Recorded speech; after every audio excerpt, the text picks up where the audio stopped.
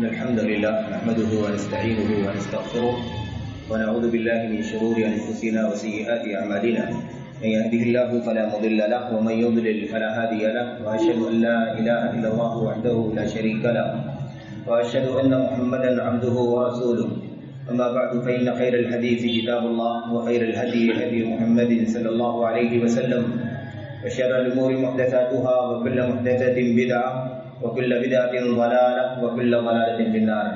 أعوذ بالله من الشيطان الرجيم. بسم الله الرحمن الرحيم.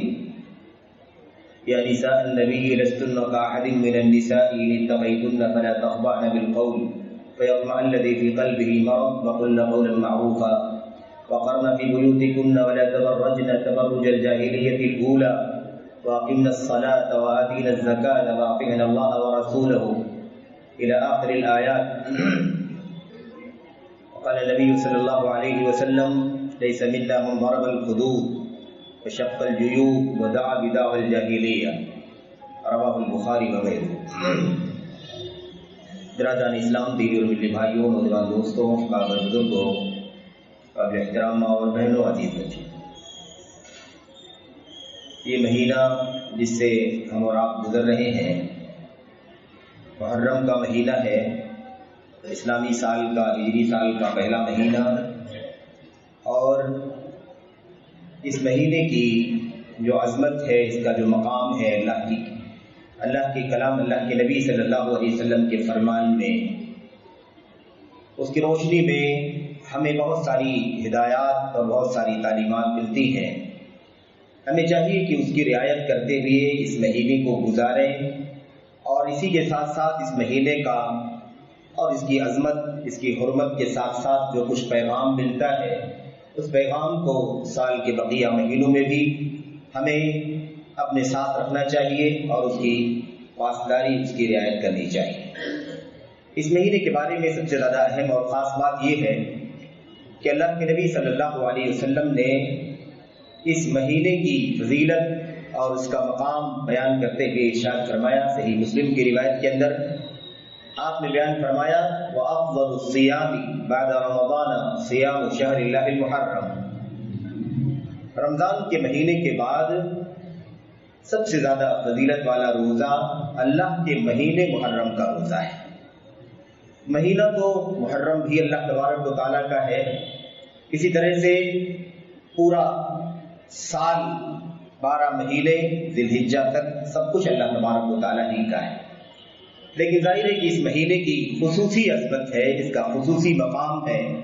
حرمت کے اعتبار سے اس کا مقام اتنا اونچا ہے کہ اللہ کے نبی صلی اللہ علیہ وسلم نے اسے اللہ کا مہینہ قرار دیا. اور یہ قاعدہ اور یہ اصول ہم جانتے ہیں کہ یوں تو ساری چیزیں اللہ تبارک و تعالیٰ ہی کی ہیں، لیکن اگر کسی چیز کو خصوصی طور پر اللہ تعالیٰ کی نسبت ہو جائے تو اس کا مقام بڑھ جاتا ہے، اس کی عظمت زیادہ ہو جاتی ہے، اس کی شان بلند ہو جاتی ہے. اللہ تبارک و تعالیٰ کے اس روئے زمین پر جتنی بھی مسجدیں ہیں سب اللہ تبارک و تعالیٰ کی مسجدیں ہیں، اللہ تبارک و تعالیٰ کے گھر. لیکن خانہ کعبہ کو اللہ تبارک و تعالیٰ نے بیت اللہ الحرام کہا، بیت اللہ المحرم کہا. اللہ تبارک و تعالیٰ کا حرمت والا گھر، اس سے اللہ تبارک و تعالیٰ کے گھر خانہ کعبہ کا مقام واضح ہوتا ہے. اسی طرح سے اور بہت ساری مثالیں ہیں. رسولوں کو، نبیوں کو اللہ تبارک و تعالیٰ نے اپنی طرف منسوب کیا. ہمارے بندے عبدنا. اللہ تبارک و تعالیٰ سے جس چیز کی بھی نسبت ہو جاتی ہے اس کا مقام بڑھ جاتا ہے. میرے بھائیوں، اللہ تبارک و تعالیٰ کا مہینہ ہے یہ. اس کا مطلب یہ ہے کہ بڑی اہمیت ہے اس کی، بڑا مقام ہے اس کا. رمضان کے بعد اس کی وضاحت ہے کہ رمضان کے بعد سب سے زیادہ فضیلت والا روزہ اس مہینے کا روزہ ہے. تو یہ تو عمومی طور پر اس مہینے کی فضیلت کی بات ہو گئی. خصوصیت کے ساتھ ہمارے سامنے وہ حدیثیں ہیں جن میں مختلف پیرائے سے، مختلف انداز سے ہمیں وہ روایتیں ملتی ہیں کہ نبی کریم صلی اللہ علیہ وسلم جب ہجرت کر کے مکہ سے مدینہ تشریف لائے تو آپ نے دیکھا کہ مدینے والے، مدینے کے یہود اہل کتاب اس مہینے کی 10 تاریخ کو عاشورہ کو روزہ رکھ رہے ہیں. اللہ کے نبی صلی اللہ علیہ وسلم مدینے میں آنے کے بعد آپ نے دیکھا کہ یہودی روزہ رکھتے ہیں، اہل کتاب روزہ رکھتے ہیں. اس کا مطلب یہ نہ سمجھیں کہ مکے میں جب آپ تھے ہجرت سے پہلے تو آپ اس روزے کو نہیں جانتے تھے. آج اس روزے کو جانتے تھے لیکن اس حیثیت سے نہیں جانتے تھے کہ یہ اہل کتاب سے بھی اس کا کوئی تعلق ہے، کیونکہ زمانے جاہلیت میں یہ روزہ رکھا جاتا تھا. مکے کے لوگ بھی روزہ رکھتے تھے، قریش کے لوگ بھی روزہ رکھتے تھے، جاہلی لوگ بھی روزہ رکھا کرتے تھے. تو ایک جیسے زمانے جاہلیت میں بہت ساری چیزیں چلتی تھی، ایسے ہی چیز بھی چلا کرتی تھی، اسی حیثیت سے روزہ رکھا جاتا تھا. اور خصوصیت کے ساتھ مکے میں خانہ کعبہ کو غلاف پہنانے کے لیے بھی خصوصیت کے ساتھ عاشورہ کے دن کا انتخاب کیا جاتا ہے، جیسا کہ صحیح بخاری کے اندر موجود ہے وَكَانَ هَذَا الْيَوْمُ تُسْتَوْ فِيهِ الْكَعْبَةُ، اسی دن خانہ کعبہ کو غلاف بھی پہنایا جاتا ہے. تو یہ چیز اس حیثیت سے تو معلوم تھی نبی کریم صلی اللہ علیہ وسلم کو. زمانے جاہلیت میں لوگ اس دن کا روزہ رکھتے ہیں اور اس کی بڑی اہمیت ہے اور اس دن خانہ کعبہ کو غلاف پہنایا جاتا ہے. لیکن جب آپ مدینہ تشریف لائے تو آپ نے دیکھا کہ ایک آسمانی کتاب حضرت موسیٰ علیہ السلام پر اترنے والی کتاب تورات کے ماننے والے، موسیٰ علیہ السلام کے ماننے والے اس دن کا روزہ رکھتے ہیں.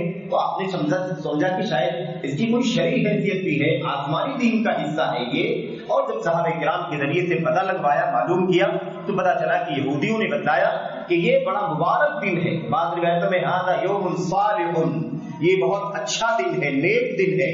بعض روایتوں میں ھذا یوم عظیم، یہ بڑی عظمت والا دن ہے. یہ ھذا یوم نجی اللہ فیہ موسیٰ وقومہ من فرعون وقومہ، آج کا بھی یہ دن ہے. اس دن کو یہ عظمت حاصل ہے، یہ مقام حاصل ہے کہ اسی طرح اللہ تبارک و تعالیٰ نے حضرت موسیٰ علیہ السلام اور ان کی قوم کو فرعون اور فرعونیوں سے نجات عطا فرمائی تھی. اسی دن اللہ کے نبی موسیٰ علیہ السلام نے شکر للہ، اللہ تبارک و تعالیٰ کے شکریہ میں روزہ رکھا تھا. اسی لیے ہم اس نبی کے ماننے والے جو ہیں، آپ کے امتی جو ہے روزہ رکھتے ہیں.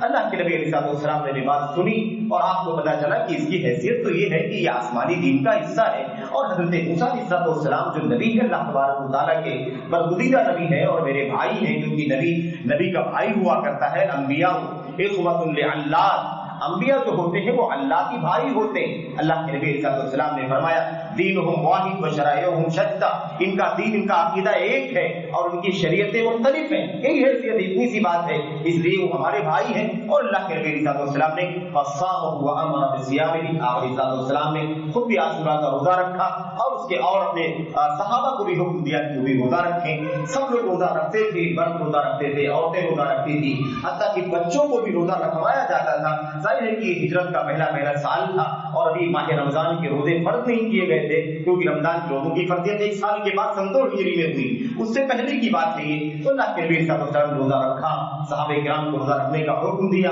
عورتیں اپنے بچوں کو بھی روزہ رکھوایا کرتی تھیں اور روزے کا اتنا اہتمام کیا جاتا تھا کہ بچے جب روتے تھے تو انہیں بلانے کے لیے کھلونے وغیرہ دے دیا جاتا تھا تاکہ وہ اسی میں بہل جائیں اور بہت جائیں اور پھر روزہ مکمل کر لیں. اس طریقے سے بہرحال اس کا معمول تھا. بہرحال تو اصل یہ ہے کہ رمضان کے روزوں کی فرضیت سے پہلے یہ روزہ فرض تھا اور اللہ کے نبی علیہ السلام نے بھی روزہ رکھا اور حکم دیا. اس بات کی دلیل ہے کہ روزہ اس وقت فرض تھا. اور اس کے بعد جب رمضان کے روزے فرض ہوئے تو اللہ کے نبی علیہ السلام نے اس کی فرضیت تو ختم کر دی، لیکن اس کی فضیلت اور اس کی تاکید، اس کا مقام، اس کا درجہ باقی رکھا اور آپ نے اختیاری طور پر چھوڑ دیا کہ جو لوگ بھی روزہ رکھیں گے انشاءاللہ تبارک و تعالیٰ انہیں فضیلت حاصل ہوگی اور پچھلے ایک سال کے گناہوں کا کفارہ ہو جائے گا. تو اس طریقے سے نبی کریم صلی اللہ علیہ وسلم نے اس چیز کو چونکہ دین اسلام میں اپنی سنت سے شامل فرما دیا، اس لیے اہل اسلام یہ روزہ رکھتے ہیں. ہم اس لیے نہیں رکھتے عاشورہ کا روزہ کہ حضرت موسیٰ علیہ السلام نے رکھا ہے، حضرت موسیٰ علیہ السلام اور ان کی قوم کو نجات ملی تھی اس دن، اس لیے ہم روزہ رکھتے ہیں. نہیں، یہ بات اللہ کے نبی علیہ السلام کے سامنے آئی. ہم تو اللہ کے نبی محمد رسول اللہ صلی اللہ علیہ وسلم کی ایک ایک ادا کی پابند ہیں، آپ کے ایک ایک عمل کے، آپ کی ایک ایک سنت کے پابند ہیں. آپ نے اگر نہ رکھا ہوتا اور آپ نے اگر حکم نہ دیا ہوتا، آپ نے اس کی مشروعیت نہ بیان کر دی ہوتی تو ہم بحث اس لیے کہ موسیٰ علیہ السلام کو اور ان کی قوم کو نجات ملی ہے اور موسیٰ علیہ السلام نے شکریہ میں روزہ رکھا تھا. یاد رکھیں کہ کبھی بھی ہم یہ روزہ نہیں رکھتے کیونکہ ہم پابند ہیں محمد رسول اللہ صلی اللہ علیہ وسلم کے. تو خلاصہ اس کا یہ ہے کہ اس طرح کی واقعات سے بھی لوگ استدلال کرتے ہوئے بہت سارے رسم و رواج کو دین میں شامل کرنے کی کوشش کرتے ہیں. اس لیے یہ بات آپ کے سامنے عرض کی جا رہی ہے کہ اس کی کوئی حیثیت نہیں ہے. حیثیت سنت کی ہے جو نبی کریم صلی اللہ علیہ وسلم کے ذریعے سے ہم تک پہنچی ہے اور ہمیں وہ چیز ہم سے آپ سے ملی ہے، اس حیثیت سے ہم روزہ رکھتے ہیں. بہرحال میرے بھائیوں، میرے بزرگوں، یہ جو مہینہ ہے محرم کا، اس کی فضیلت کے بارے میں یہ باتیں آپ کے سامنے بار بار آتی رہتی ہیں۔ عاشورہ کے بارے میں اللہ کے نبی علیہ السلام نے خصوصیت کے ساتھ بیان فرمایا کہ دو باتیں خاص طور پر یہاں سمجھنے کی ہے۔ ایک بات تو یہ ہے کہ اللہ کے نبی علیہ السلام نے خصوصیت کے ساتھ آپ نے بیان فرمایا احتسب علی اللہ سبحانہ وتعالی ان یکفر السنۃ التي قبلہ۔ آپ سے پوچھا گیا کہ عاشورہ کا روزہ جس کی فضیلت جس کے بارے میں آپ بیان کر رہے ہیں، اگر ہم روزہ رکھیں تو اس کی کیا فضیلت ہے، اس کا کیا مقام ہے؟ اللہ کے نبی نے فرمایا مجھے اللہ کی ذات سے یقین ہے کہ اس روزہ رکھنے والے کو اتنا ثواب ملے گا کہ پچھلے 1 سال کے گناہوں یعنی صغیرہ گناہوں کا کفارہ ہو جائے گا۔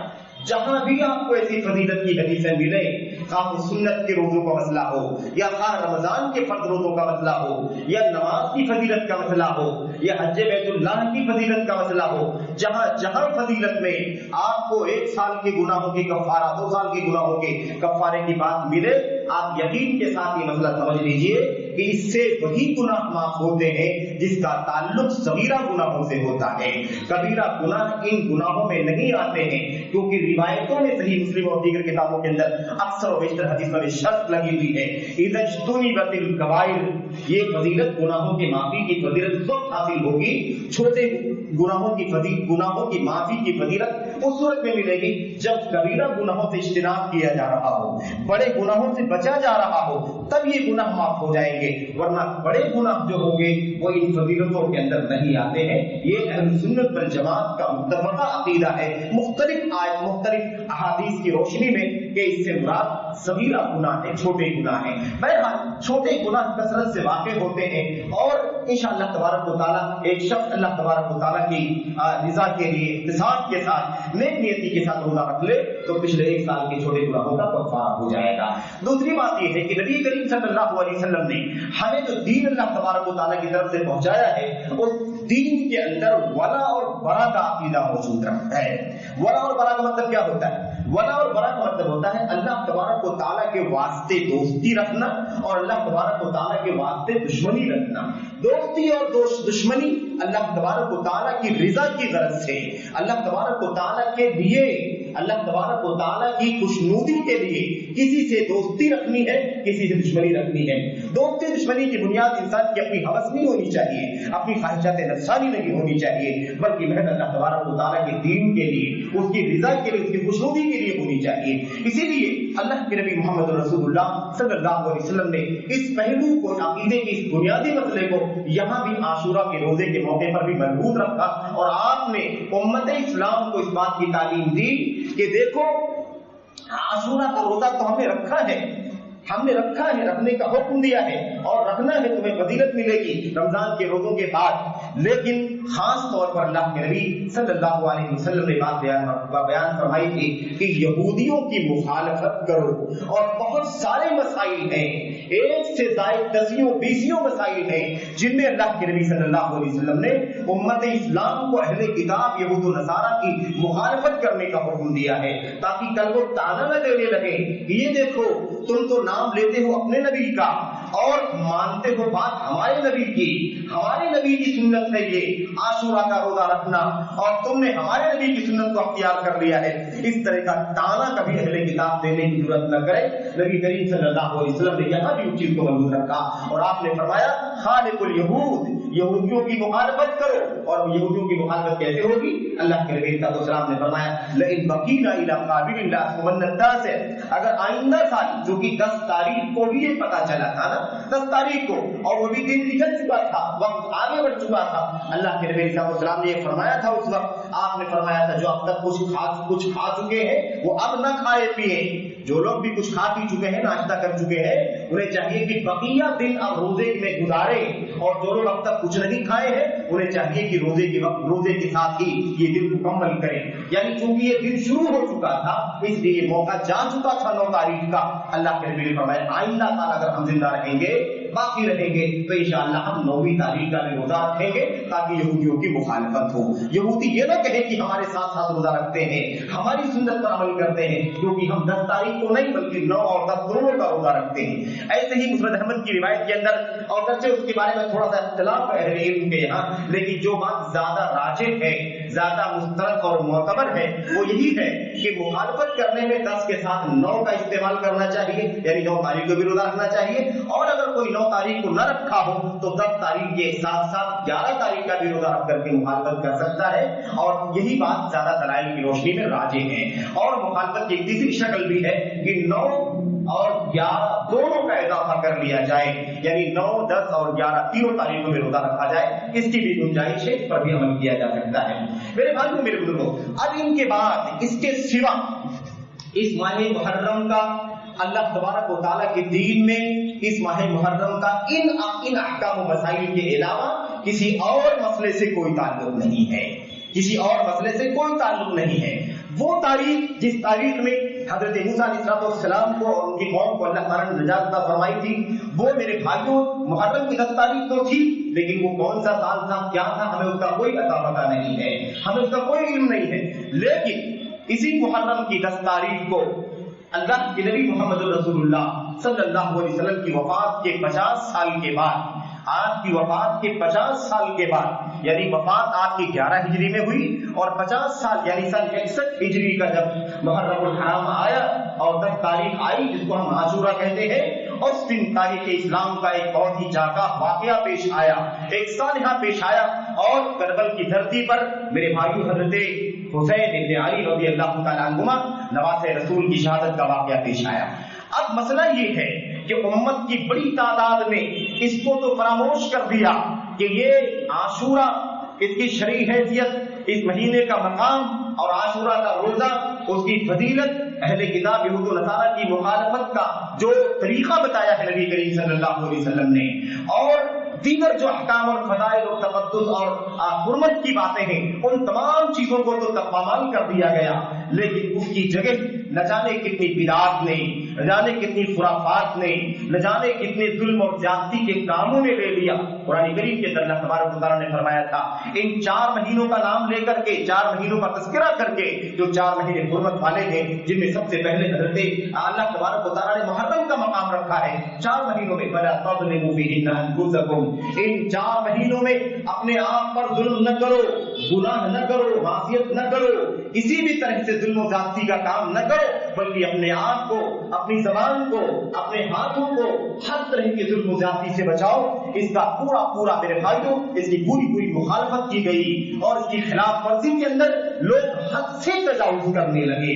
اس سلسلے میں جو بہت ساری باتیں ہیں آپ کے سامنے سب کی سب باتیں نہیں کہی جا سکتی، لیکن چند باتیں جو بڑی اہم ہو سکتی ہے وہ باتیں آپ کو بطور یاد دہانی آپ کے سامنے پیش کی جاتی ہیں۔ میرے بھائیوں، میرے بزرگوں، سن 61 ہجری میں حضرت حسین ابن علی رضی اللہ تعالیٰ عنہ کی شہادت کا واقعہ پیش آیا۔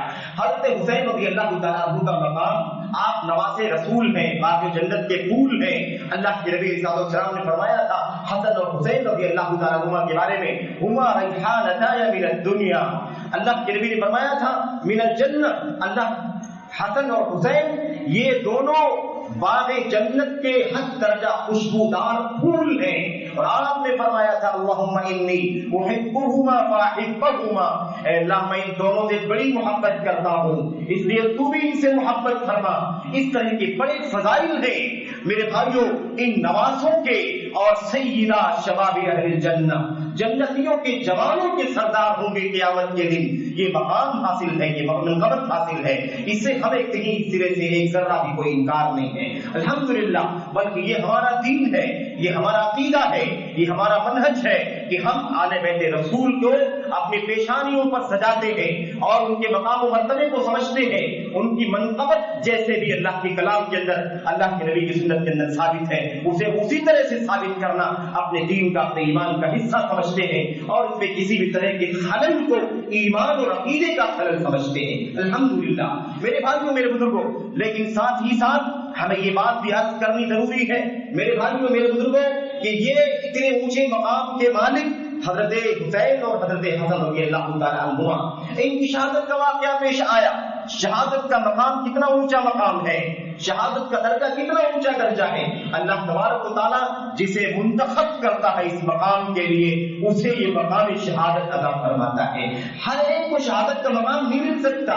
لوگ کتنی بھی کوشش کر لیں یہ مقام اسی کو ملتا ہے جسے اللہ تبارک و تعالیٰ دینا چاہتا ہے. ظاہر ہے کہ شہادت کا یہ مقام ان کے لیے بڑی آفت کا مقام ہے. اور اگر ظلم ہوتا ہے تو ظلم بھی اللہ تبارک و تعالیٰ کے یہاں میرے بھائیو یاد رکھیں کہ ظلم اور باغی کی سزا اللہ تبارک و تعالیٰ آخرت میں قیامت میں تو دے گا ہی, دنیا میں بھی اس کی سزا اس کو ملتی ہے جو ظلم اور بغاوت اور سرکشی پر آمادہ ہو جاتا ہے. تو ظالموں کو دنیا میں بھی سزا ملی اور ملتی رہے گی, اور مرنے کے بعد قیامت کے دن بھی ان کو ان کی سزا ملے گی جو انہوں نے ظلم اٹھایا ہے, زیادتی کی ہے, ناحق خون بہایا ہے. جیسے بھی جس نے ظلم کیا ہے سب کو اپنے ظلم کی سزا ملے گی. اس میں کوئی شک کی بات نہیں ہے کیونکہ یہ اصول اللہ کے کلام کی, یہ اصول ہے نبی کریم صلی اللہ علیہ وسلم کے فرمان کے. اس میں کوئی شک شبے کی بات نہیں ہے. مسئلہ یہ پیدا ہوتا ہے کہ حضرت حسین رضی اللہ تعالیٰ عنہ کی شہادت کا واقعہ سن 61 ہجری میں پیش آیا. ہم اور آپ جانتے ہیں کہ شہادت سن 61 ہجری میں ہوئی اور آج 1443 ہجری کا محرم ہمارے سامنے. آپ سوچیں کتنی صدیاں گزر گئیں, کتنی دہائیاں گزر گئیں, لیکن آج تک حضرت حسین کی شہادت پر, ان کی وفات پر, جو شہادت کی وفات تھی ان کی وفات پر جو آج بھی میرے بھائیوں ان کی وفات پر جو تعزیہ کیا جا رہا ہے یا تعزیت کیا جا رہا ہے وہ کس قدر خطرناک ہے سنگین. یہ تعزیت کرنا, مرنے والے کی موت پر رونا, گریبان پھاڑنا, گالوں کو پینچنا, چھری اور بلیڈ سے جسم کو چاک کرنا اور ہائے وائے کے نعرے لگانا اور سچی جھوٹی روایتوں کی بنیاد پر نہ جانے کس کس کو پر لعنت کرنا, نہ جانے کس کس کو گالیاں دینا, یہ کیا ہے میرے بھائی میرے بزرگوں؟ اس کی کیا حیثیت ہے دین اسلام کے اندر؟ ہم اور آپ جانتے ہیں پوری دنیا کے اندر اسلام سے نسبت رکھنے والے اس بات کو جانتے ہیں کہ نبی محترم صلی اللہ علیہ وسلم نے یہ اصول بتلا دیا ہے, کسی شخص کی بھی وفات پر, خواہ وہ قریب ہو, بعید ہو, عزیز ہو, دور کا ہو, کوئی بھی ہو, کسی کی وفات پر 3 دن سے زیادہ سوگ منانا جائز نہیں ہے. 3 دن سے زیادہ کوئی بھی ہو, باپ کی وفات ہو جائے, بیٹی کی وفات ہو جائے, کسی اور زیادہ ماں کی وفات ہو جائے, کسی کی بھی وفات ہو جائے میرے بھائیوں, حتیٰ کہ اگر امت کے پیغمبر محمد رسول اللہ صلی اللہ علیہ وسلم کی وفات ہو گئی, کسی کی بھی وفات پر 3 دن سے زیادہ غم منانا, سوگ کا اظہار کرنا, زبان کے ذریعے سے, کرتوت کے ذریعے سے, ہاتھ پیر کے ذریعے سے, کسی بھی ذریعے سے میرے بھائیوں حرام ہے, جائز نہیں ہے. جائز ہے 3 دن, زیادہ سے زیادہ 3 دن, سوائے عورت کے بیوی کو حکم دیا گیا ہے, یعنی بیوی کو اجازت دی گئی ہے بلکہ حکم دیا گیا ہے کہ وہ 4 مہینے 10 دن تک اپنے شوہر کی وفات پر مطلب غم منائے گی, سوگ منائے گی, اور اس کے بھی اصول و ضابطے بتا دیے گئے ہیں کہ وہ کیسے اپنے غم کا اظہار کرے گی. اس کے دائرے سے باہر نکلنے کی اسے بھی گنجائش نہیں دی گئی ہے. اب آپ سوچیے کہ حضرت حسین کی شہادت کا جو واقعہ پیش آیا 3 دن کے بعد 10 محرم کی تاریخ تھی, وہ 11, 12, 13 تاریخ کے بعد امت کے کسی بھی شخص کے لیے حضرت حسین کی شہادت پر کیا غم منانا جائز ہوگا؟ کسی کے لیے بھی دنیا میں کسی کے لیے بھی 3 دن کے بعد غم منانا جائز نہیں ہے. حضرت حسین رضی اللہ تعالیٰ عنہ کی جو زوجہ تھی یا جو ان کے زوجات تھی ان کے لیے بھی 4 مہینے 10 دن کے بعد کسی بھی صورت میں سوگ منانا, غم منانا جائز نہیں ہوگا. لیکن آپ سوچئے 4 مہینے 10 دن کی بات ہو رہی ہے, ہزاروں سال گزر چکے, 14 صدی میرے بھائیوں, آج آپ سوچئے 1443 کا محرم ہے اور اس وقت بھی سوگ اس سے بھی کہیں زیادہ دھوم دھام سے منایا جاتا ہے. اس کی کیا شرعی حیثیت ہے؟ اس کی شرعی حیثیت یہ ہے کہ حرام ہے, اس کی کوئی گنجائش نہیں ہے. اللہ کے نبی محمد رسول اللہ صلی اللہ علیہ وسلم نے فرمایا ليس منا من ضرب الخدود وشق الجيوب وذهب بدعوى الجاهليه, اس شخص کا ہمارے دین سے کوئی تعلق نہیں ہے جو سوگ منانے کی وجہ سے, غم ظاہر کرنے کی وجہ سے اپنے گریبان پیٹے, اپنے گریبان چاک کرے, اپنے گالوں پر رخساروں پر تماشے مارے یا پین کرے یا زمانے جاہلیت کی ہائے وائے پکارے, اس کی کوئی گنجائش نہیں. ایسا کرنے والے اللہ کے نبی نے فرمایا لیسا منا، اس کا ہم سے کوئی تعلق نہیں ہے. اور روایتوں میں صحیح مسلم صحیح بخاری وغیرہ کے اندر موجود ہے کہ 5 صحابہ کرام کے گھر کے لوگ روتے رہے، غم مناتے رہے، غم کا وقت چلے جانے کے بعد 3 دن کے بعد بھی غم مناتے رہے، یا 4 مہینے 10 دن کے بعد بھی غم مناتے رہے. اللہ کے نبی علیہ السلام کی صحابہ نے حضرت عمر فاروق اعظم رضی اللہ تعالیٰ عنہ نے کہا جا کر کے ان رونے والیوں کے منہ پر دھول ڈال دو، راکھ ڈال دو ان کے منہ کے اوپر، کیونکہ نبی کریم صلی اللہ علیہ وسلم کی سنت کے مطابق اب بھی سوگ منانا بند نہیں کر رہی ہے. تو کہنے کا مطلب یہ ہے میرے بھائیوں کہ اس کی اسلام کے اندر کوئی گنجائش نہیں. اور یہ کب سے شروعات ہے؟ معلوم آپ کو اس کی شروعات ہوئی ہے، اس کی ایک تاریخ ہے پوری. نبی کریم صلی اللہ علیہ وسلم کی وفات کے 50 سال کے بعد واقعہ پیش آیا 61 ہجری میں، اور جو حکم ہے دین کا، شریعت کا، 3 دن کا، 4 مہینے 10 دن کا، اس کے بعد سوگ کا سلسلہ بند ہو گیا تھا. کوئی بھی آپ کے گھر کا آپ کے متعلقین میں سے سوگ نہیں مناتا تھا. یہ وقت گزرتا چلا گیا، پہلی صدی ہجری مکمل ہوئی، دوسری، تیسری، اور اس کے بعد چوتھی صدی ہجری آئی، اور اس کے بعد مصر کے اندر وہ جو میرے بھائیوں وہ جو شیعوں کی رافضیوں کی حکومت قائم ہوئی تھی سن 341 میں 42 میں، اور اس کے بعد چلتے چلتے 351 52 53 اور اس کے آگے پھر سلسلہ چلتا رہا. سب سے پہلے میرے بھائیوں یہی وہ رافضی حکومت ہے جن لوگوں نے سب سے پہلے اس دنیا کے اندر پھر سے رافضیت کے عقیدے کی بنیاد پر ان لوگوں نے سوگ کی بدترین سنت کو شروع کیا، سوگ کی بدترین بدعت کا آغاز کیا، اور پورے شہر کے اندر منادی کروائی، اعلان کروایا، اور کالے کپڑے سب کو خرید کر کے حکومت نے تقسیم کیا، دکانیں بند کروائی گئی، اور تعزیت کے نام پر بہت اونچے جھنڈے بنائے گئے. اس طریقے سے میرے بھائیوں میرے بزرگوں پھر نئے سرے سے بدترین قسم کی بدعت 341 ہجری میں یا 351 ہجری میں وجود میں آئی، اور حکومتوں نے، وقت کی حکومت نے پیسے خرچ کر کے ناچنے والوں کو لا کر کے، سوگ منانے والوں کو لا کر کے، رونے گانے والوں کو لا کر کے، اور عورتوں کو لا کر کے سب کو روڈ پر باہر نکال دیا. دکانیں بند، مارکیٹ بند کر دی گئی، بازار بند کر دیے گئے، اور گھروں کے دروازے بند کر کے سب کو باہر نکال دیا گیا، اور سب کو روڈ پر کالے کپڑے کالے جھنڈے لے کر کے کھڑا کر دیا گیا. اس طریقے سے میرے بھائیوں پھر 1-2-3 صدی کے بعد پھر سے دوبارہ اس بہترین بدعت کو شروع کیا گیا. اور اس کے بعد سے آپ جانتے ہیں کہ اگر حکومت توحید و سنت کی ہو تو الحمدللہ توحید و سنت پر مان چلتے ہیں، اور اگر حکومت بدعت کی ہو، اہل بدعت کی ہو، اہل شرک کی ہو تو شرک و بدعت پر مان چلتے ہیں. پوری تاریخ ہمارے سامنے، اور یہی ہوا. حکومتوں کی طاقت اور دولت کی بنیاد پر اس چیز کو بہت زیادہ شہ ملی، طاقت ملی، اور اس کے بعد وہ جرأت بھی کی گئی کہ حکومت کی طاقت کی بنیاد پر، ان کے مال اور اقتدار کی بنیاد پر مدینے بغداد یعنی شہر بغداد کی مسجدوں کے دروازوں کے سامنے لوہے لگائے گئے، کتبے لٹکائے گئے، اور بڑی صراحت کے ساتھ خلفائے ثلاثہ ابو بکر، عمر، عثمان اور حضرت معاویہ ابن ابی سفیان رضی اللہ تعالیٰ عنہ ان صحابہ کرام کا نام لے کر کے انہیں گالیاں دی گئی، اور بورڈوں کے اوپر لعنت کا تذکرہ کیا گیا. لعنت ابو بکر کے اوپر نعوذ باللہ، ایسے ہی لعنت عمر، لعنت عثمان، ایسے ہی لعنت حضرت معاویہ ابن ابی سفیان رضی اللہ تعالیٰ عنہ. ان پر کھلے لفظوں میں حکومت کی طاقت کی بنیاد پر میرے بھائی کو لعنت کی گئی، گالیاں دی گئی. یہ سب کس نے کیا؟ یہی ابن بویا دیلمی رافضی کی حکومت نے کیا. معز الدولہ نام کا وہ ظالم رافضی بادشاہ جس نے سب سے زیادہ اس چیز کو پروان چڑھایا اور رافضیت کی بنیاد رکھی. میرے بھائی کو، میرے بزرگوں، یہ مسئلہ بہت تیزی کے ساتھ چلتا رہا، پھر دھیرے دھیرے عراق کے علاقے میں پھیل گیا، پورے شہر میں مصر سے نکل کر کے، اور اس کے بعد دیگر ممالک کے اندر بھی پھیلتے چلا آیا. اور آج ہم دیکھتے ہیں کہ جب محرم کا مہینہ شروع ہونے والا ہوتا ہے، آغاز ہونے سے پہلے ہی جتنی ظاہری تیاریاں ہوتی ہیں، ان تیاریوں کا ماہ محرم کے مصنون کاموں سے کوئی تعلق نہیں ہوتا.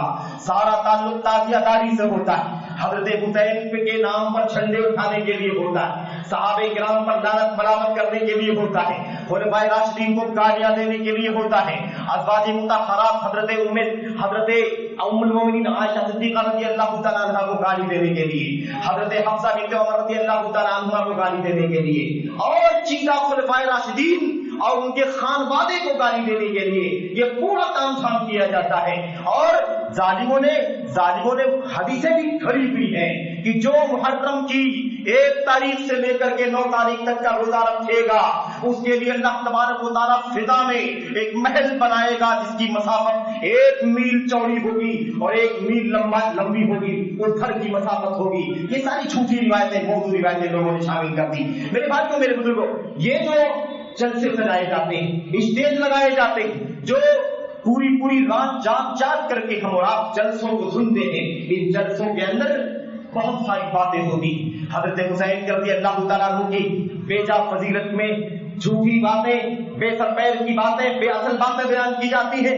خلفائے راشدین خاص طور پر عمر بن خطاب, ابو بکر صدیق رضی اللہ تعالیٰ عنہ اور حضرت عثمان غنی اور حضرت معاویہ اور خصوصیت کے ساتھ یزید بن معاویہ, ان پر لعنت کی جاتی ہے, گالیاں دی جاتی ہیں. میرے بھائیوں, افسوس کے ساتھ کہنا پڑتا ہے کہ اس کے اندر اہل رفض کے علاوہ اہل سنت کے بھی بہت سارے لوگ اپنی لا علمی اور نادانی کی بنیاد پر, جہالت کی بنیاد پر شامل ہوتے ہیں. انہیں نہیں پتا کہ ان جلسوں میں کیا ہوتا ہے, انہیں نہیں پتا ہوتا ہے کہ ان جلسوں میں کیا کہا جاتا ہے. میرے بھائیوں میرے بزرگوں, میں آپ کو ایک بات اور بتانا چاہتا ہوں. سوال یہ پیدا ہوتا ہے, اگر نبی کریم صلی اللہ علیہ وسلم کی وفات کے بعد 50 سال کے بعد حضرت حسین کی شہادت کا واقعہ پیش آیا, اس سے قطع نظر ہمیں اس میں نہیں جانا ہے, ہمیں اس بحث سے ابھی کوئی سروکار نہیں ہے کہ اس کے اندر کتنا سچا ہے واقعہ, کتنا جھوٹا ہے. اس سے ہمیں کوئی اس وقت بحث کرنا مقصد نہیں ہے میرے بھائی.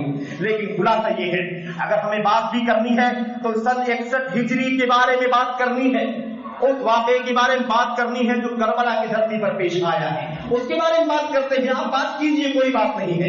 لیکن سوال یہ پیدا ہوتا ہے کہ اس 61 ہجری کے واقعے اور اس کے بعد کے واقعات پر گفتگو کرنے کا جب موضوع بنتا ہے تو اس موضوع پہ, اس مسئلے پر گفتگو کرتے ہوئے ان صحابہ کرام کو کیوں گالی دی جاتی ہے جو اس واقعے سے 50 سال پہلے وفات پا چکے ہیں. کوئی 50 سال پہلے وفات پاتا ہے, کوئی 48 سال پہلے وفات پاتا ہے, کوئی 40 سال پہلے وفات پاتا ہے, کوئی 35 سال پہلے وفات پاتا ہے. بھلا 61 ہجری کے اس واقعے کے موقع پر جب بات کی جاتی ہے تو ابو بکر صدیق کو گالیاں کیوں دی جاتی ہیں, جبکہ ان کی وفات تو نبی کریم صلی اللہ علیہ وسلم کی وفات کے 2.5 سال کے بعد ہو گئی تھی. میرے بھائیوں, تقریباً 47.5 سال پہلے واقعہ پیش آیا. آخر ان کا نام کیوں لیا جاتا ہے, ان کا کیا قصور ہے اس واقعے کے اندر جو اس واقعے سے 50 سال 48 سال پہلے وفات پا چکی تھی. عمر بن خطاب رضی اللہ تعالیٰ عنہ جو 10 سال کے بعد 10 سال تک خلیفہ رہے, اس کے بعد ان کی بھی شہادت ہو گئی. سوال یہ پیدا ہوتا ہے کہ 61 ہجری پر گفتگو کرتے ہوئے اور صحابی کا نام کیوں لیا جاتا ہے, حق کیا پہنچتا ہے تاریخ کے پنے 40 سال پہلے بند ہو چکے ہوتے ہیں, ان کا نام کیوں لیا جاتا ہے. 12.5 سال تک خلیفہ رہ کر کے عثمان غنی رضی اللہ تعالیٰ عنہ ہوئے. میرے بھائیوں, تقریباً اس واقعے سے 22 سال پہلے وفات پا جاتے ہیں. سوال یہ پیدا ہوتا ہے کہ ان کا نام کیوں لیا جاتا ہے, ان کا کیا قصور ہے, ان کی غلطی کیا ہے, ان کا جرم کیا ہے, بھلا بتایا تو جائے ان کے کیا قصور ہے میرے بھائیوں میرے بزرگوں کہ انہیں گالیاں دی جاتی ہیں. اور میں آپ کو کیا بتاؤں میرے بھائیوں, اس موقع پر کیا کیا نہیں ہوتا ہے. اس موقع پر ایک بات اور آپ کو عرض کر دوں, آل بیت رسول, آل بیت رسول, آل بیت رسول, ایسا لگتا ہے کہ یہی آل بیت رسول سے سب سے زیادہ محبت کرنے والے لوگ ہیں. ہمارا آل بیت رسول سے کوئی رشتہ نہیں ہے, ہم آل بیت رسول سے محبت نہیں کرتے. میرے بھائیوں, سب سے پہلی بات تو یہ سمجھنے کی ہے کہ آل بیت رسول کا مطلب کیا ہے. کیا مطلب ہے آل بیت؟ گھر والے کون ہے نبی کریم صلی اللہ علیہ وسلم کے گھر والے؟ کیا اللہ کے نبی کے گھر والے صرف اور صرف, آپ کے گھر والے صرف اور صرف حضرت علی بن ابی طالب رضی اللہ تعالیٰ عنہ, آپ کی چہیتی لاڈلی بیٹی حضرت فاطمہ اور آپ کے نواسے حسن حسین, بس اس کے علاوہ کوئی 5واں نہیں ہے, کوئی 6واں نہیں ہے, کوئی 7واں 8واں آپ کے گھر والوں میں سے نہیں ہے. میرے بھائیوں, کوئی بھی گھرانہ شادی کے بعد شروع ہوتا ہے. اگر ام المومنین خدیجہ کی شادی نہ ہوتی, نکاح نہ ہوتا نبی کریم صلی اللہ علیہ وسلم کا, تو بھلا حضرت فاطمہ سیدۃ نساء اہل الجنہ دنیا میں کیسے وجود پاتی. اللہ تبارک و تعالیٰ نے حضرت فاطمہ کی ولادت حضرت خدیجہ کی پتنی سے فرمائی یا نہیں فرمائی؟ اگر فاطمہ آل بیت رسول میں ہے تو فاطمہ کی اماں آل بیت رسول میں سے کیوں نہیں رہ سکتی ہے؟ اور اگر خدیجہ آل بیت رسول میں سے ہے تو عائشہ کیوں نہیں ہے, حفصہ کیوں نہیں ہے, زینب کیوں نہیں ہے؟ میرے بھائیوں, آج आपकी 9 बीवियां एक साथ बाहयात थी, आपकी कुल 11 बीवियां हैं। अगर एक बीवी आले बैत रसूल में से है तो बकिया 10 बीवियां आपके आले बैत रसूल में से क्यों नहीं है? और अगर है तो सवाल ही पैदा होता है कि आले बैत रसूल का नाम लेने वाले और मोहब्बत का दम भरने वाले कैसे एक तरफ मोहब्बत का दावा करते हैं और दूसरी तरफ उसी जबान से हजरत उम्मुल मोमिनीन आयशा रज़ियल्लाहु तआला अन्हा पर लानत करते हैं, उनको गालियां देते हैं। क्या वो आले बैत रसूल में से नहीं है? आपकी चहेती लाडली बीवी है, आपको हबीबतु हबीबिल्लाह, अल्लाह के हबीब की हबीबा है वो, उनको कैसे गाली दी जाती है, उनको कैसे लानत की जाती है? हजरत उमर बिन खत्ताब रज़ियल्लाहु तआला अन्हु की बेटी हजरत हफ्सा बिन्त उमर, अल्लाह के नबी सल्लल्लाहु अलैहि वसल्लम की लाडली चहेती बीवी, अल्लाह के नबी सल्लल्लाहु अलैहि वसल्लम को हर दर्जा प्यारी और ऊंचे मकाम की मालिकन, उनको क्यों गाली दी जाती है? वो भी अल्लाह के नबी सल्लल्लाहु अलैहि वसल्लम की ज़ौजात देते हैं। सवाल ये है, आपको किसने हक दिया? किस किताब की आयत ने, किस नबी की सुन्नत ने हक दिया कि आप आले बैत रसूल को अपनी मर्जी से बांट ले और ये तय कर ले कि आले बैत रसूल के अंदर बस हजरत अली, फातिमा, हसन, हुसैन के अलावा कोई चौथा, पांचवा, छठवां नहीं है? ये आपको किसने हक दिया? अल्लाह का कलाम कहता है सबसे पहले अल्लाह के नबी के खानदान में, आपके अहले बैत में, आपके अहले बैत रसूल में सबसे पहले अल्लाह का कलाम कुरान करीम कहता है सबसे पहले अगर कोई आता है तो अल्लाह के नबी सल्लल्लाहु अलैहि वसल्लम की बीवियां आती है, आपके अज़वाज मुतहहारात आती हैं। और हमने आपके सामने वो आयतें पढ़ी है, अल्लाह तबारक व तआला ने बयान फरमाया उसके अंदर। मेरे भाइयों, अल्लाह तबारक व तआला फरमाता है इस आयत करीमा के अंदर, जो आयत करीमा मैंने आपके सामने पढ़ी है, वक्त कम है, उसके अंदर अल्लाह तबारक व तआला फरमाता है लियुज़हिबा इन्नमा युरीदुल्लाहु लियुज़हिबा अन्कुमुर रिज्स अहलल बैत व युतahhirakum तत्हीरा। यकीनन अल्लाह तबारक व तआला चाहता है कि ऐ अहले बैत, ऐ अल्लाह के रसूल के घर वालों, अल्लाह तबारक व तआला तुमसे गंदगी को पाक कर दे, गुनाहों को पाक कर दे और तुम्हें पूरे तौर पर तहारत वाला बना दे, पाक वाला बना दे, पाकी वाला बना दे। अल्लाह तबारक व तआला फरमाता है तुमसे अल्लाह तबारक व तआला गंदगी दूर कर दे और तुम्हें पूरे तौर पर पाक बना दे, पाकीज़ा बना दे। इस आयत करीमा का कहां तज़किरा किया गया है? या निसा अन्नबी लस्तुन्ना का अहद मिनन निसा, ऐ नबी की बीवियों, या निसा अन्नबी, ऐ नबी की बीवियों, लस्तुन्ना का अहद मिनन निसा इन इत्तक़ैतुन्ना, तुम दीगर औरतों की तरह नहीं हो, तुम्हारा मकाम उम्मत की ख़वातीन में सबसे ज्यादा ऊंचा है। इन इत्तक़ैतुन्ना, अगर वाकई तुम तक़वा शिआर हो और वाकई हो, फला तख़दअन बिल क़ौल, तो तुम बातचीत करने में लोच से काम न लो, दबे न रहो, यानी बहुत ज्यादा लचक के साथ बात न करो, वरना जिसके दिल के अंदर बीमारी है वो तुमसे कोई उम्मीद लगा ले, तुमसे कोई उम्मीद लगा ले। वक़ुल्न क़ौलन मारूफा, भली बात किया करो, खुली बात किया करो, सुथरी बात किया करो, भली बात कह करके अपनी बात खत्म कर लिया करो, लोच के साथ, लचक के साथ बात न करो, वरना मुनाफिक दिल वाले कुछ उम्मीद लगा लेंगे तुमसे। अल्लाह ताला फरमाता आगे, वला तबर्रजना तबर्रुजल जाहिलिय्यति वक़रना फी बुयूतिकुन्ना, और अपने घरों के अंदर ही रहो, ज़माने जाहिलियत की तरह बनाओ सिंगार न करो। उसके आगे अल्लाह तबारक व तआला फरमाता है वअक़िमनस सलात, और नमाज कायम करो, वआतीनज़ ज़कात, और ज़कात दिया करो, वअतीअल्लाह व रसूलहु, और अल्लाह की इताअत करो, उसके रसूल की इताअत करो। इन्नमा युरीदुल्लाह, उसके बाद अल्लाह फरमाता है बेशक अल्लाह तबारक व तआला चाहता है कि ऐ अल्लाह के नबी के घरवालियों, ऐ अल्लाह के नबी के घर वालों, अल्लाह तबारक व तआला चाहता है कि तुमसे गंदगी को दूर कर दे और तुम्हें पूरे तौर पर पाक कर दे। किसका तज़किरा है इन आयतों के अंदर? आयतों में तज़किरा किसका है भाई? या निसा नबी, नबी की बीवियों का तज़किरा किया जा रहा है, और तुमने आले बैत रसूल का नाम लेकर के अल्लाह के नबी की बीवियों को बाहर निकाल दिया। हजरत आयशा को गाली देते हो, लानत करते हो, हजरत हफ्सा को गाली देते हो, लानत करते हो मेरे भाइयों, और आयशा को गाली देते हो, आयशा के बाप को गाली देते हो, जो रूए जमीन पर मोहम्मद रसूलुल्लाह सल्लल्लाहु अलैहि वसल्लम को सबसे ज्यादा महबूब था, आपसे ज्यादा अजीज कोई नहीं था नबी करीम सल्लल्लाहु अलैहि वसल्लम को। और उसके बाद हजरत हफ्सा की वालिद हजरत उमर बिन खत्ताब रज़ियल्लाहु तआला अन्हु, जिनका मकाम पूरी इंसानियत में सबसे ज्यादा ऊंचा है अबू बकर के बाद, और नबी करीम सल्लल्लाहु अलैहि वसल्लम को सबसे ज्यादा महबूब अगर कोई था अबू बकर के बाद तो उमर बिन खत्ताब रज़ियल्लाहु तआला अन्हु थे। ये मकाम था, तो तुमने कैसे आले बैत रसूल रसूल का फैसला कर लिया। मेरे भाइयों मेरे बुजुर्गों, एक रिवायत पेश की जाती है, मैं तज़किरा कर दूं वरना कोई कहेगा कि हमने एक पहलू छोड़ दिया, एक पहलू पर बात करके अपनी बात साबित कर दी। मेरे भाइयों, सही मुस्लिम के एक रिवायत के अंदर आता है, अल्लाह के नबी सल्लल्लाहु ने एक फिमिरतिन मुरहल, एक आपने चादर ली और चादर आप ओढ़े हुए थे, इतने में वो बच्चे हजरत हसन खेलते हुए आए, अल्लाह के नबी सल्लल्लाहु ने अपनी चादर के अंदर उन्हें ले लिया। थोड़ी देर के बाद हुसैन चलते हुए आए, अल्लाह के नबी सल्लल्लाहु ने उनको भी अपनी चादर में ले लिया। उसके बाद हजरत फातिमा आई, उनको भी अपनी चादर में ले लिया। हजरत अली आए, उनको भी अपनी चादर में ले लिया। और उसके बाद नबी करीम सल्लल्लाहु अलैहि वसल्लम ने इसी आयत करीमा के एक टुकड़े की तिलावत कर दी, इन्नमा युरीदुल्लाहु लियुज़हिबा अन्कुम अर्रिज्सा अहलल बैत व युतहहिरकुम तत्हीरा। अल्लाह ने आयत करीमा की, अल्लाह के नबी ने आयत करीमा के इस टुकड़े की तिलावत कर दी। अब इस हदीस को, हदीस मुस्लिम शरीफ की है, इस हदीस को लेकर के मेरे भाइयों, इन राफिजियों ने, शियों ने क्या कहा, ये देखो चादर में जितने लोग थे बस इतने ही लोग आले बैते रसूल है, क्योंकि अल्लाह तबारक अल्लाह के कलाम की जो आयत करीमा अल्लाह के नबी ने पढ़ी वो आले बैते रसूल की आयत करीमा पढ़ी। इससे पता चलता है कि ये सिर्फ हसन, हुसैन, अली और फातिमा, सिर्फ यही चार लोग आले बैते रसूल के अंदर हैं। सवाल ये पैदा होता है कि आयत करीमा तो पूरी कम से कम पढ़ो तो समझ में आएगा। अल्लाह के नबी ने आयत पढ़ी ये बताने के लिए कि ये सब भी मेरे आले बैते रसूल का हिस्सा है, वरना आयत जहां से पढ़ी है वहां अल्लाह फरमाता है, ऐ नबी की बीवियों तुम अल्लाह के नबी की घरवाली हो, अल्लाह के नबी के आले बैते रसूल में से हो।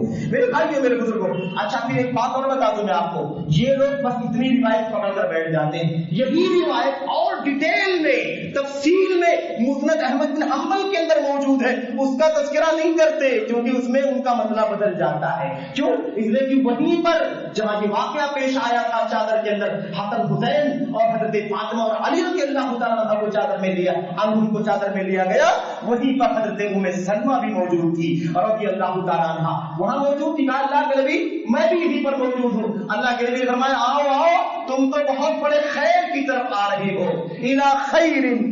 इसको छोड़ देते, इसका तज़किरा नहीं करते, मुस्नद अहमद बिन हंबल की बिल्कुल सही रिवायत है और इसको छोड़ दिया जाता है। क्यों? इसलिए कि इसके अंदर नबी करीम सल्लल्लाहु अलैहि वसल्लम की ज़ौजा हज़रत उम्मे सलमा का तज़किरा मिलता है, इसलिए इसका तज़किरा कर देंगे तो फिर सारा मसला उनका जो हो जाएगा वो सब का सब जायज होकर गिर जाएगा और मकसद साबित नहीं होगा।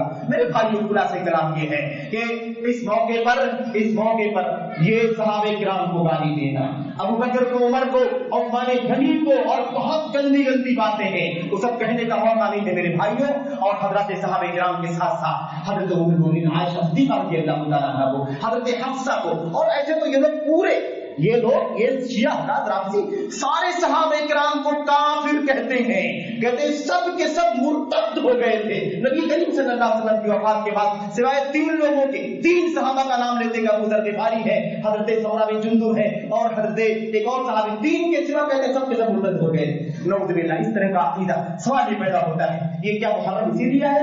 मुहर्रम का ताल्लुक क्या शरीयत इस्लामिया के अंदर? बस यही आशूरा का रोजा और इस महीने की फजीलत और इसका मकाम, इसका दर्जा, इसके सिवा कोई ताल्लुक नहीं तमाम चीजों से।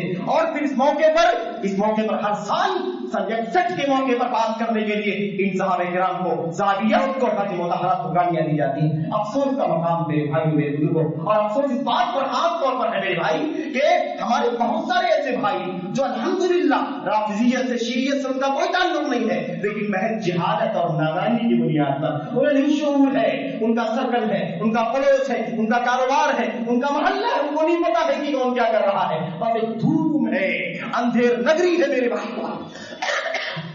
और लोग फिर उन्हीं के साथ हो जाते हैं, वही अकीदे, वही नारे या हुसैन, और फिर जिंदाबाद मुर्दाबाद के नारे और ताजिया, अल्लाहु अकबर, 30 35 फुट का लंबा ताजिया। और ताजिया क्या है? हजरत हुसैन की कब्र का, हजरत हुसैन की कब्र का, उनके मज़ार का एक नमूना बनाया जाता है, उसके सामने सजदे किए जाते हैं, उनसे मुरादें मांगी जाती हैं, सर टेका जाता है, उनके सामने दुआएं की जाती हैं, नज़र न्याज मांगे जाते हैं, چڑھاوے چڑھائے جاتے ہیں، یہ سب ہوتا ہے۔ تو آپ دیکھیے یہ عقیدہ کس قدر گندا ہے، اس کے اندر شرک بھی ہے، بدعت بھی ہے، محرمات بھی ہے، صغیرہ بھی ہے، کبیرہ بھی ہے، صحابہ کو گالیاں، صحابیات کو گالیاں۔ یہ کون سا دین ہے بھلا؟ یہ دین محمد تو نہیں ہو سکتا، یہ دین لوگوں کا اپنا حوث کا منمانی دین تو ہو سکتا ہے۔ میرے بھائیو، میرے بزرگوں، بات لمبی ہوتی، اللہ سے دعا کرتا ہوں کہ اللہ تبارک و تعالیٰ ہمیں اس موقع پر محرم کی عظمت کو سمجھنے کی توفیق عطا فرمائے، اس کا مقام جاننے کی توفیق عطا فرمائے۔ اس حوالے سے مسلمانوں کے اندر جو نادانی اور جہالت میں میرے بھائیوں